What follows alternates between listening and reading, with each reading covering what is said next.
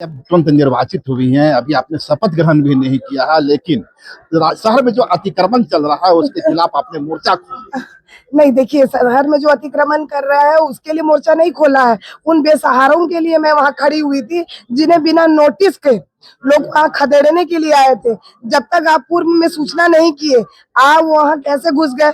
और वो सुबह सुबह का समय था। लोगों का एक सपना होता है, घर एक प्राथमिकता होती है, उससे उजाड़ने का काम आप कैसे कर सकते हैं जबकि आपने उन्हें बसाया नहीं? तो मेरी प्राथमिकता ये है कि जब तक हमारे जो नागरिकगण है, जो मान लीजिए अतिक्रमण में भी है, ऐसे लोगों को जब तक हम लोग बसाएंगे नहीं तब तक उजाड़ेंगे नहीं। मैं इसलिए सवाल को किया कि जो मेयर पद के लिए जब चुनाव हो रहा था, इस दरमियान ये सवाल लगातार उठ रहे थे कि इसी बीच अधिकारियों के द्वारा अतिक्रमण के नाम पर लोगों को हटाया जा रहा है, और कई जगह से खबरें आई और ये आशंका थी कि कहीं यदि इस बीच में एक बड़े संख्या में लोगों को अतिक्रमण के नाम पर विस्थापित नहीं कर दिया जाए। देखिए, एक प्रयास है, अभी अभी निर्वाचित होकर के आए हैं, लेकिन भारतीय जनता पार्टी के कार्यकर्ता और रोशनी हमेशा पोस्ट में रहने के पहले भी और पोस्ट में आने के बाद भी वही है, जो जनता के लिए लगातार उसके परेशानी में उसको जब जब आवश्यकता पड़ेगी तो खड़ी रहेगी।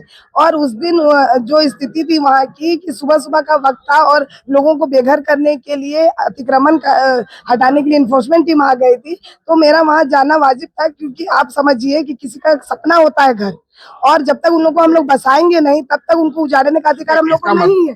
मैं ये बता दूं आपको कि उसके लिए हम लोग एक प्लानिंग करेंगे, और उसके लिए हम लोग बेहद प्लानिंग करके रखा हुआ है। हम लोग इंतजार कर रहे हैं शपथ ग्रहण के बाद तुरंत ही, जैसे ही हमारी निगम परिषद की बोर्ड की बैठक होगी और जितने भी जनप्रतिनिधि है इसके लिए दृढ़ संकल्पित है। आप निश्चिंत रहे, बेघर को सहारा देना, जरूरतमंदों का सहारा बनना, यही जनप्रतिनिधियों का संकल्प है। और इस बार रांची राजधानी को इसी दृष्टिकोण से हम लोग सजाएंगे संवारेंगे। लास्ट सवाल होगा मैडम, कल मैं राष्ट्रपति महोदया द्रौपदी मुर्मू पहुंची थी बंगाल, और उनको देखिए, ये बहुत दुखद बात है कि महिला दिवस करके सारे लोग महिला दिवस मना रहे हैं, लेकिन जब महिलाओं का सम्मान करने की बातें आती है तो लोग पीछे हट जाते हैं। एक महिला दूसरे महिला का सम्मान नहीं कर रही है, ये बहुत ही निंदनीय विषय है। मैं तो बंगाल की सरकार को और ममता जी को कहना चाहती हूँ कि आप कैसी महिला है, आज देश के सर्वश्रेष्ठ स्थान पर बैठी एक आदिवासी बेटी जिसका सम्मान आपने नहीं किया है। मैं घोर निंदा करती हूँ आपकी कि कैसे आपको, अगर कहीं आप जाइएगा और आपका सम्मान नहीं होगा तो फिर आपके कार्यकर्ता या फिर आपके लोगों को कैसा लगेगा। तो मैं बताना चाहती हूँ कि एक आदिवासी बेटी का आपने अपमान किया है। आपने एक जो देश के सर्वश्रेष्ठ पद पर बैठी हमारे आदरणीय और यूं कहूं तो राष्ट्रपति जी का आपने अपमान किया है। ये घोर निंदनीय विषय है। इसके लिए जरूर भारतीय जनता पार्टी के कार्यकर्ता सहित आदिवासी होने के नाते रोशनी खल के सड़कों पर आएगी।